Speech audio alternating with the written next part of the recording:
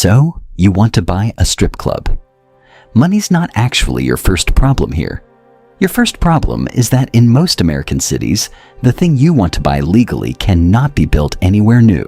Just like with your oil rig and your airport, we start with the price list.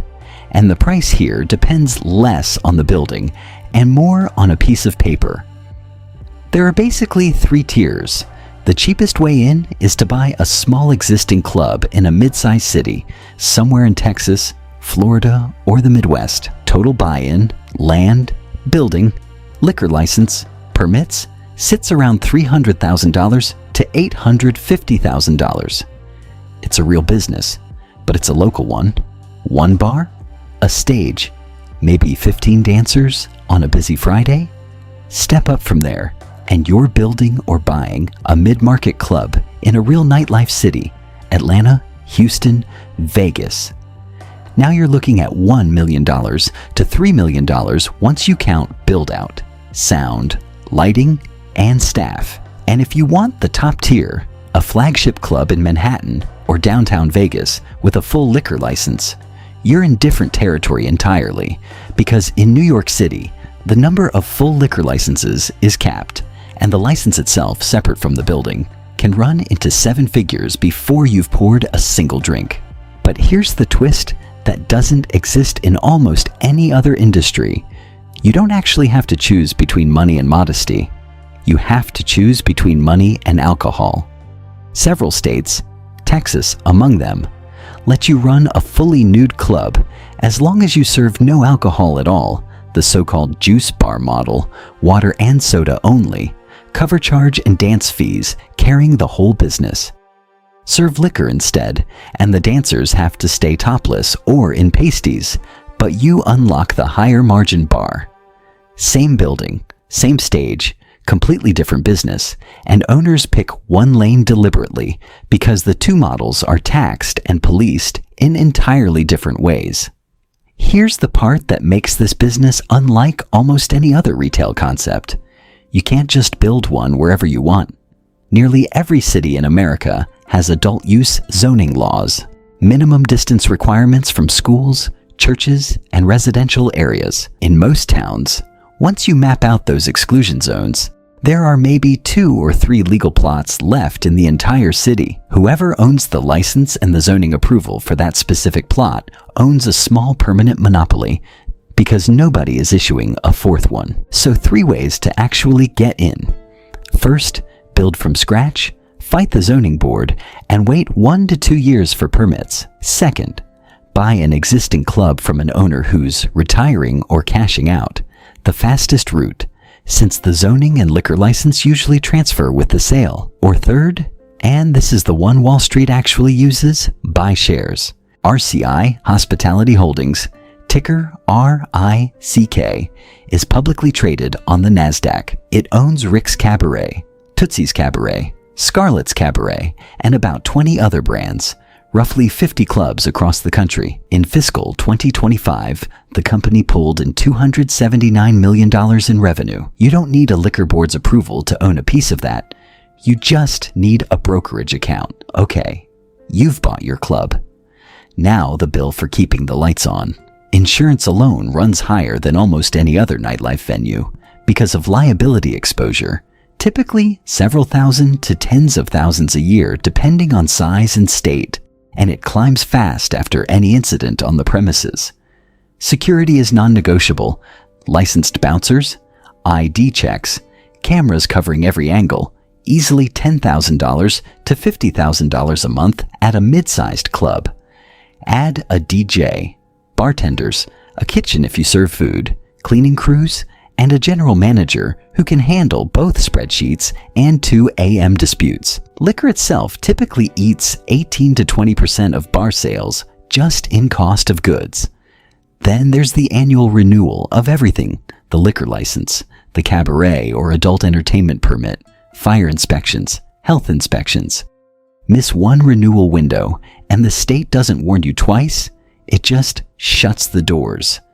And in Texas specifically, there's an extra line item nobody budgets for the first time: a state-mandated fee of $5 for every single customer who walks through the door of a club that serves alcohol with nude entertainment, money that by law is supposed to fund sexual assault prevention and health care for the uninsured.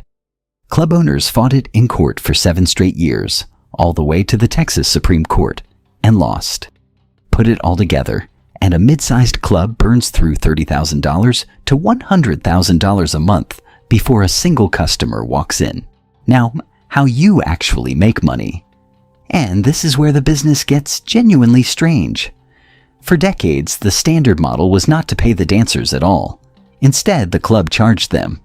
A dancer would show up for a shift and pay the house a stage fee or house fee, sometimes $50 to $150 a night for the right to work the floor. Everything she then made from customers was hers, and the club took another cut through tip-outs to the DJ, the bouncer, the house mom. From the owner's side, this looks incredible on paper.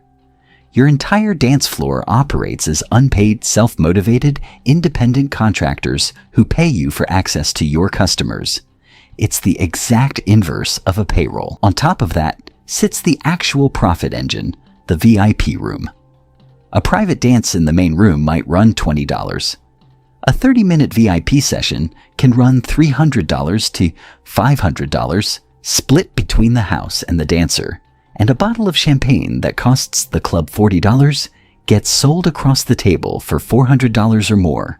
Layer on cover charges, coat check, ATM fees, and the side businesses almost nobody outside the industry thinks about, bachelor parties and corporate buyouts booked weeks in advance at a flat rate, and touring feature dancers, adult film stars who fly in for a weekend, guarantee a packed house, and take a day rate plus a cut of the door instead of a house fee. On a good weekend, a single well-run club can clear more from bottle service and VIP rooms alone than the entire bar does from beer. For years, this model was treated as bulletproof. Then the lawsuits started. Because independent contractor who pays the club to work there is, under U.S. labor law, almost the textbook definition of an employee. Starting in the 2000s, dancers across the country sued one club at a time, then chain by chain.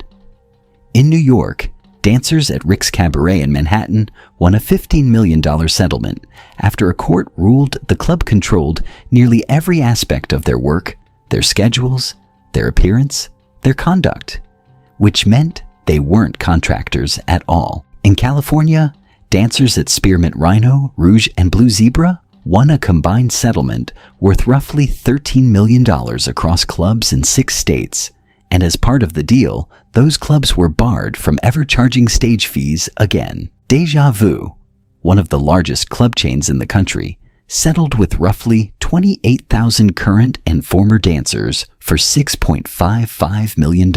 In Atlanta, dancers at the Onyx Club won $1.55 million from a chain that had been charging them to work the same floor they were suing over. One by one, the house fee model that built this industry has been getting dismantled in courtrooms, club by club, state by state.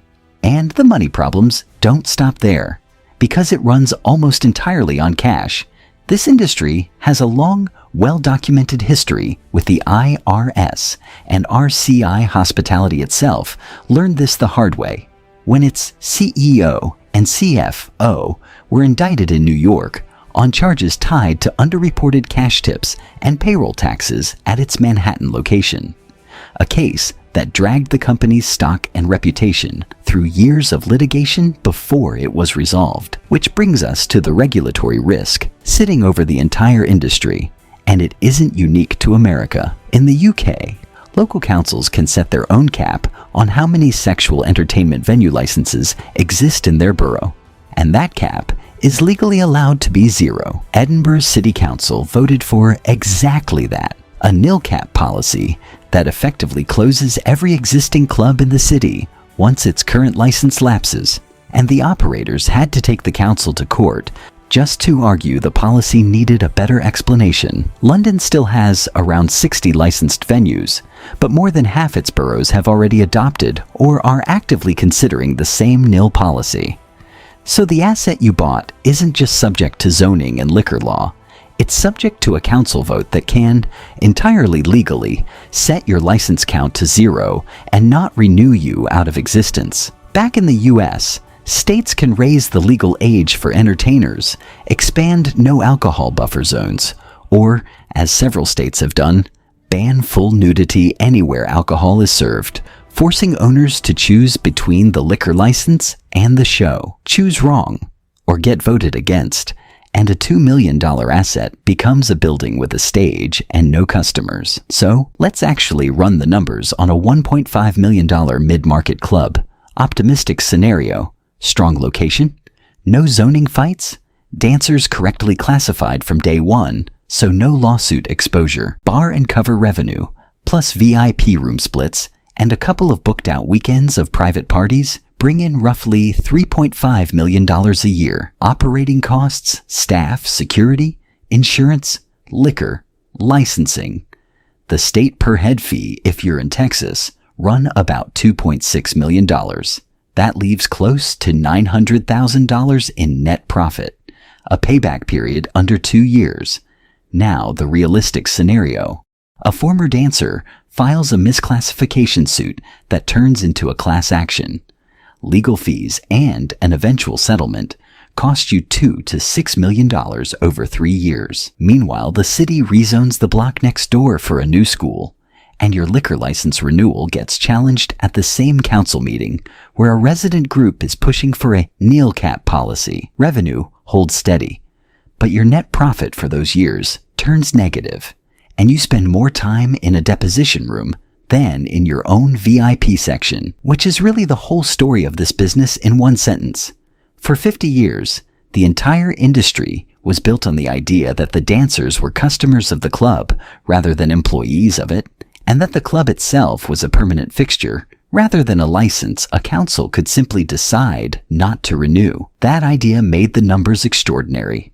And one court case, one council vote at a time, it's the one thing turning this from the best margin in nightlife into the most expensive lesson in labor and licensing law that money can buy.